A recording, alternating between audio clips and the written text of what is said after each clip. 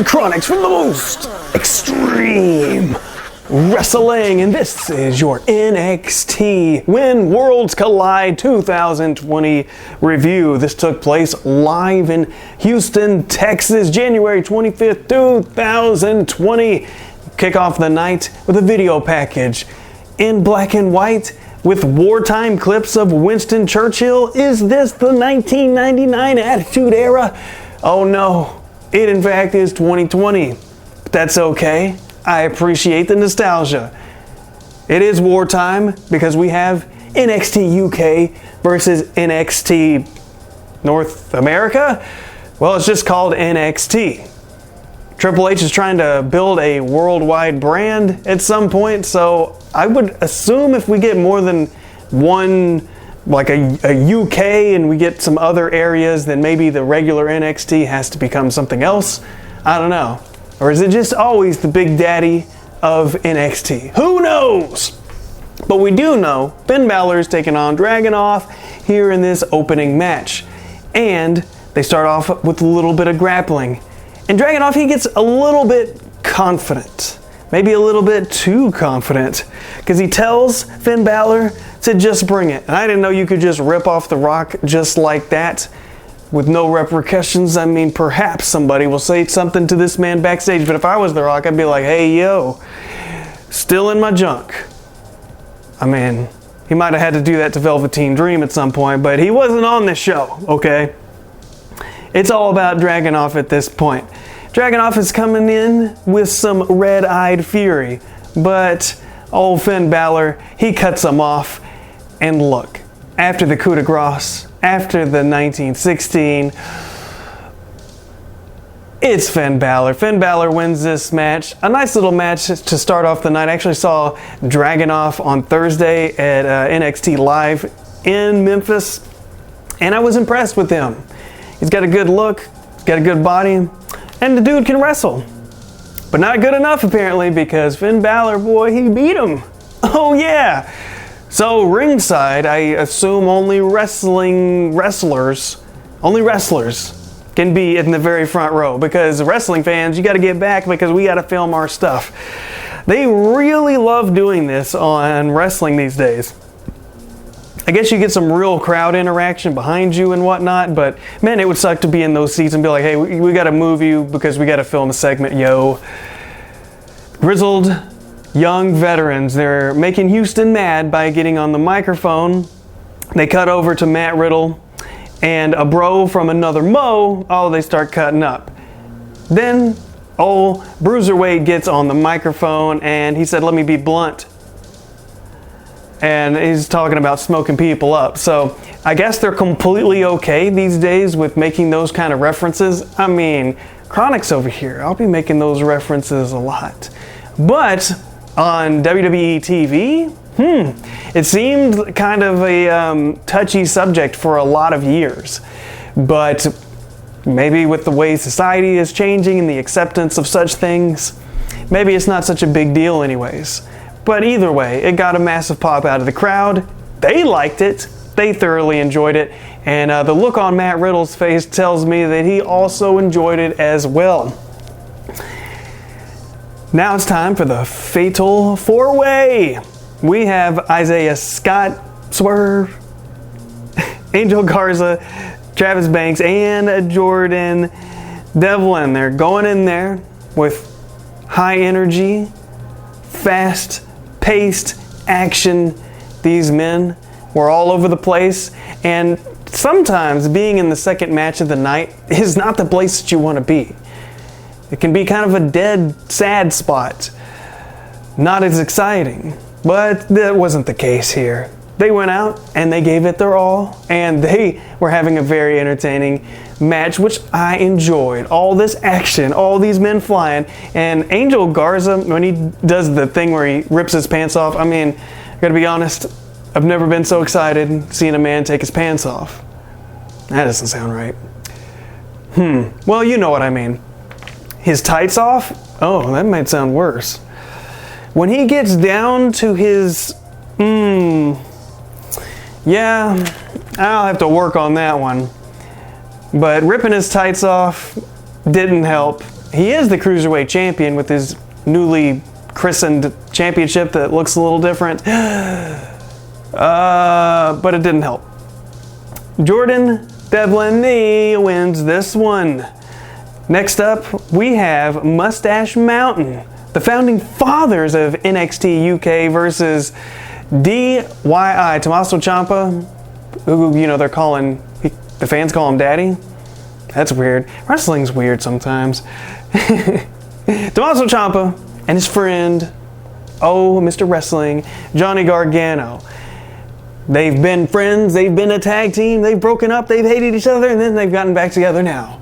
The thing we've all been waiting for them to be together as a team. I love them individually, but man, something about them being a team is great.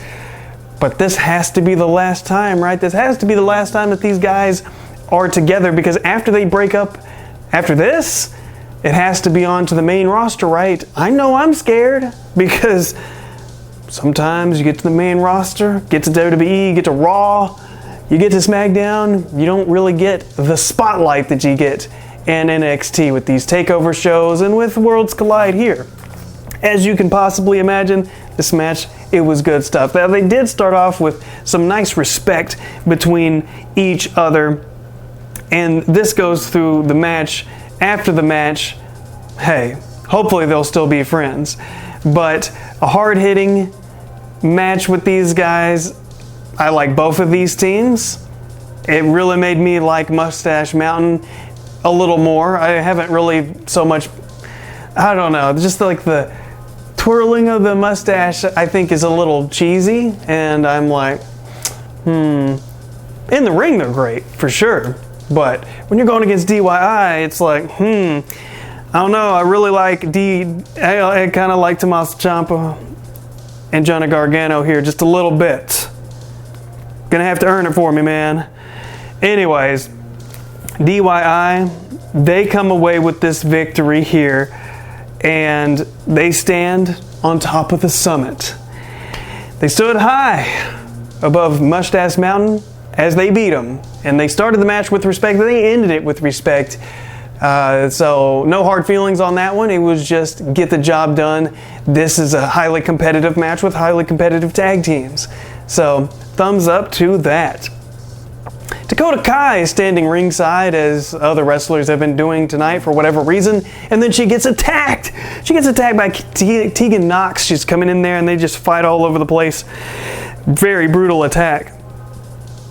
So this rivalry continues. They keep reminding us we got NXT on Wednesday, and in just a couple more weeks have an NXT takeover. So keep that in mind. Your great NXT special matches, they're still coming. WrestleMania is coming too. Holy crap. The Royal Rumble is happening so soon from now. Oh man. Hope they do it good. They hope they do good. They fought through the guardrail. I was like, dang, busting down guardrails to beat up this woman. That is a little bit intense. Speaking of intense women, it is the NXT champion, Rhea Ripley. There's been rumors for a while that they're going to drop women's champion off of NXT women's champion and just call it NXT champion.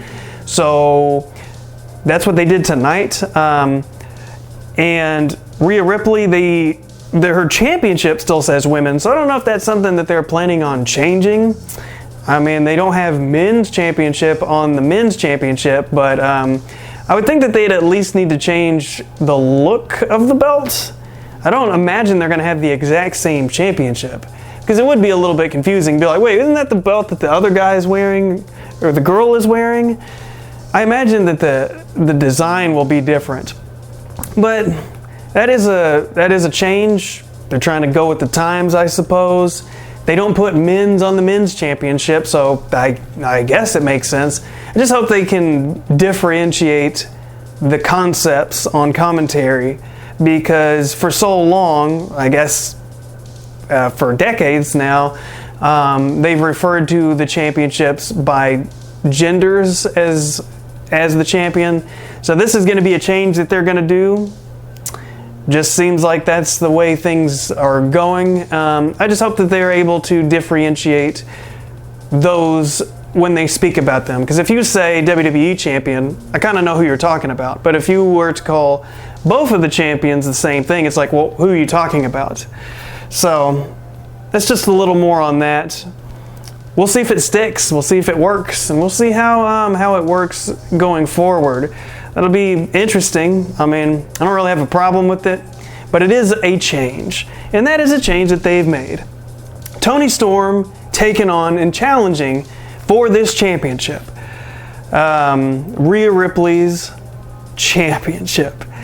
And it's a good thing that they had this match in widescreen on my big screen, because Toni Storm, I'm just saying, she's a little thick, just a little bit.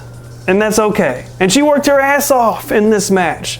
She really did. I really enjoyed the match between these two ladies, and seeing what they were doing in there, it was good stuff. And these are two top women in the NXT brands, so that's been really nice to see.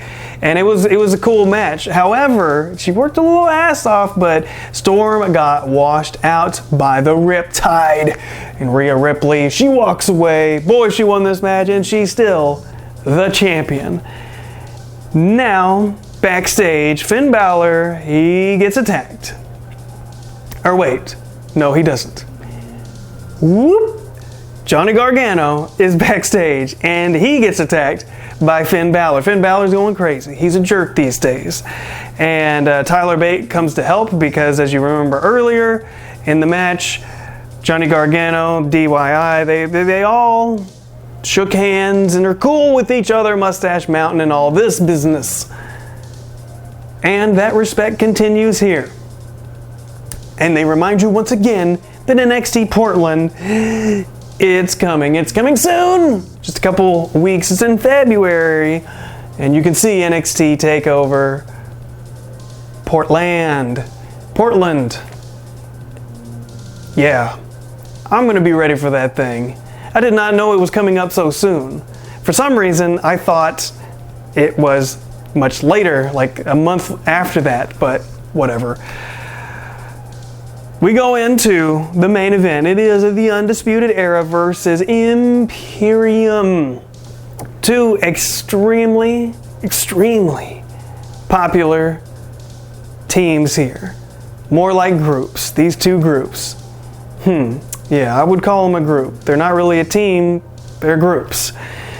Undisputed Era, they had all the gold, but they don't got all the gold anymore, but they got most of the gold.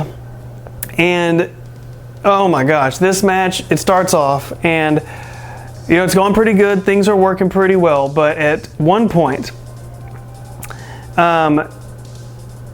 early in the match, Alexander Fox, they pick him up like a suplex and, you know, drop him on his face, right? And then they do this deal where they kick him in the back of the head, kick him in the front. Now, I watched this several times, and I can't tell if he landed on his face first, and that's really what gave him the concussion that he got, or if it was the kick to the face from Bobby Fish. It was really hard to tell, but it did look like he was a little bit dazed after the face plant. So, you know, maybe that's what actually happened, and he was just kind of rocked. But definitely after he got kicked, the referee even noticed as Bobby Fish is coming in for the pin that there's something wrong. He's looking at his eyes and he's like, whoa, just stop the pin. He gets on top of him and is looking at him in the eye, and they're like, okay, there's a problem here. And Bobby Fish looks freaking horrified, because he's thinking, like, you look at the look on his face, he's thinking, oh my God, did I mess this guy up? Did I hurt this guy? Is this guy okay? Like, yikes. Hope he's okay. Very worried about his well-being. They take him out of this match, and I can't imagine what was going through those guys' heads, thinking that this guy is seriously hurt, because once he goes to the back, you know, maybe the referee gets an update about his well-being, who knows. I could imagine if I was in that match, I would be asking the ref, like, what's the word? What's the word in the back? Is this guy okay? Like, is he gonna be okay? Because it did not look good. Now, they did help him to the back. It's not like they put him on a stretcher that I saw. You know, he was kind of limping, and then he got some more medical attention. It was a scary situation for sure, but we hope that he's good, and we hear some positive things about his recovery, his health, his head, all that. They start going to the outside of the ring, and man, Walter, he can't be beaten down. They're trying to rip the announce table off. They want to put him through this. They want to do all that they can, but Walter's fighting back. It looks like he's about to decimate some dudes through some tables. It doesn't matter if they're Spanish tables or if they're English tables. He's going to break them, and he's going to put some people's bodies through them. But you know what? He gets back suplexed himself, all out of surprise. Boom! I wasn't expecting it, but he went through a table. But you know what? Hey, it was not enough. Because as we get to the end of this thing, Walter hits a hellicious powerbomb right on Fish. Pins him with all of his weight. I'm talking about, I don't even know how he condensed all of his weight onto this man's body. But he got up on that Fish, and they did the 1, 2, 3. And that was it. Boom! Imperium, they stand tall. They not only stand tall, but they go to the top of the entrance. They don't have all of their guys with them. Fortunately, they're missing one member. As they stand, they go to silhouette, and boom, they throw on that little credit symbol at the end. And that was NXT When Worlds Collide. It was a pretty entertaining show. I enjoyed it, but I really do hope that Wolf is okay, because that was freaking scary. And just like the shock and horror on everybody's face, it was like, oh man, this is the last thing you want to see happen, especially with the physicality that you see on NXT. You got knees flying, super kicks flying, fists flying, bodies flying out of the ring, flipping and diving and going everywhere. And sometimes when you're throwing live rounds, somebody gets hit, and that's unfortunate. But a good show. Hope you enjoyed it. It was good times, and the Royal Rumble is coming up soon. And I will see you guys next time.